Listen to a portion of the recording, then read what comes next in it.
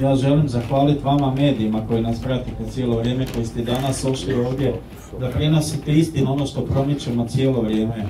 Jedino kažem što još možemo na kraju reći, mislim da stvarno u hrvatskoj politici nema mjesta za one, evo Joško je civil, kakav je. Kome to smeta 12% hrvatskog stanovništva, to su osobe s invaliditetom.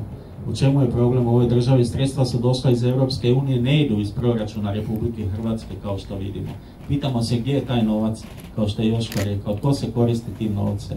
Što se dogodilo? Mnogo problema u Hrvatskoj državi i ti problemi se moraju rješavati. Mi vjerujemo da ćemo konačno imati vladu koja je spremna rješavati probleme svi koji žive u Republici Hrvatskoj. Znamo da to neće ići preko noći, kao što je Domovinski rat, oslobađanje Hrvatske države nije išlo preko noći. Ali vjerujemo, mi hrvatski branitelji uvijek imamo vjeru u to da će se u konačnici pronaći neko rješenje i da će budućnost u ovoj zemlji imati oni koji žele živjeti u njoj. A za one koji nisu spremni, koji promiču, evo koji su nakon 25 godina konačno postali domoljubi, kad nam kažu što je Šator učinio, učinio je puno ljudi moji, oni koji nisu željeli Hrvatsku državu danas govore da su domoljubi. Ali neće, vjerujte, posle ovo smo opet neće biti domoljubi, znamo, oni imaju svoj pravac i svoju politiku.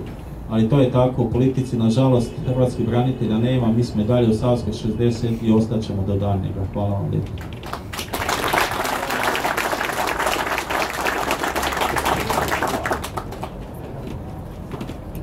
Evo, imamo ovdje izložbu jednu u Šatoru, pa gospođa Lidija će nekoliko riječi reći vezano za taj izložbu.